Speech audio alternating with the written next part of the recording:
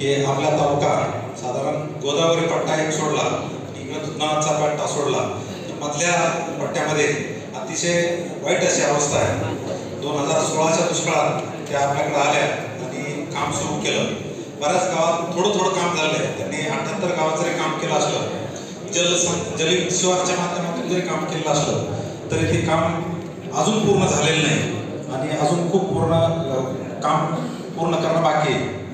तुमच्या आमच्यासाठी ही संधी की एखादी संस्था आपल्या इथे येते आणि आपल्याला पाहिजे तसं, म्हणजे एखाद्या वेळेस शासनाचं काम आलं तर त्यांचं लांबी रुंदी अनेक क्रायटेरिया ठरलेले असतात, त्यात आपण बसत नाही.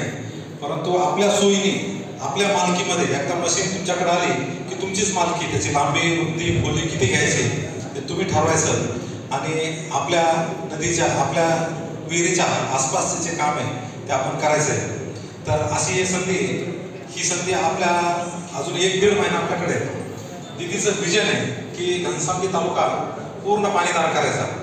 आपण ऐकलंय महाराष्ट्रामध्ये राळेगण सिद्धी झालं किंवा अजून 2-3 हिवरे बाजार झालं किंवा अलीकडचं भास्करराव पेरेचं गाव झालं, पण लक्षात घ्या की हे सगळे गावं एकच झाले. म्हणजे राळेगण सिद्धीत अण्णा हजारेंना दुसरी राळेगण सिद्धी करता नाही आली.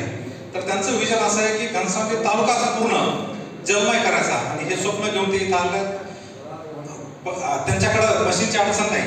आपण एकाच वेळेस जर 100 मशीन सांगितला तर 100 मशीन सुद्धा ते उपलब्ध करून देणार आहेत. तुम्ही 100-200 तास नाही तर एका गावामध्ये 1000 तास जरी सांगितलं तरी तेवढी सुद्धा करण्याची त्यांची तयारी आहे. कामामध्ये पण ओढा नाला त्याची लांबी रुंदी किती असो, तुमच्या गावात एखादा तलाव असेल तो जर गाळाने भरलेला असेल तर तो सुद्धा त्यांनी पूर्ण केला आहे.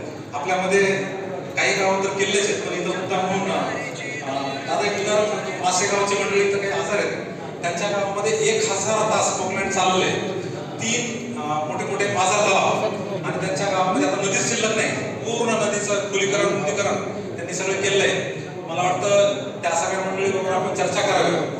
एखादं गाव राळेगण सिद्धी किंवा भास्करराव पेरेचं गाव बघायला जाण्यापेक्षा आपल्याच तालुक्यातली गावं आदर्श काही होत आहेत ते गाव आपण बघावेत आणि ह्या संधीचा जरूर फायदा घ्यावा. अशी संधी पुन्हा येईल नाही येईल मला माहीत नाही, परंतु घनसावंगीसाठी समस्त महाजन आपल्या भाषेमध्ये त्या म्हणजे मातृहृदय आहेत महिला असल्या कारणाने. तर ते खासगीत बोलताना नेहमी सांगतात की घनसावंगी मला माझं माहेर वाटतं. तर अशा ह्या ठिकाणी त्यांचं पूर्ण चांगलं खूप आपल्या तालुक्यावर प्रेम आहे. त्यांचं जे स्वप्न आहे की आपला तालुकाच पूर्ण पाणीदार करायचा, ह्या गोष्टीसाठी आपल्या गावामध्ये एकच करायचं, एक 4-5 लोकांची समिती तयार करावी जेणेकरून प्रत्येक लोकांपर्यंत हा मेसेज जाईल. आणि एकदा तुमच्या गावामध्ये पोकलँड आलं की तिथून पुढं ते कसं चालवायचं त्याची पूर्ण मालकी तुमचीच असणार आहे. कोणता नाला निवडायचा, कोणत्या शेतकऱ्याला बोलायचं हा अभ्यास तुमचाच असतो.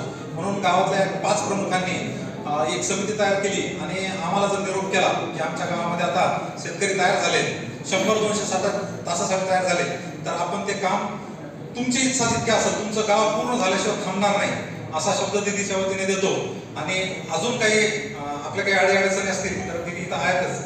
आपले काही प्रश्न असतील, शंका असतील तर दादा पण इथंच आहे, तर आपण ते विचारावेत. आणि हे काम पुढं कसं जाईल त्याच्या बाबतीत काही विचारणा असतील तर आपण निश्चितच पुन्हा वेळोवेळी कार्यक्रम घेऊ, बसू आणि हे जूनचा पाऊस पडेपर्यंत हे काम चालूच राहील एवढा एकदा समस्त महाजनच्या वतीने हा शब्द देतो आणि थांबतो. धन्यवाद. पानी अड़वा और होएगा उतना बड़ा बड़ा नाला लीजिए 200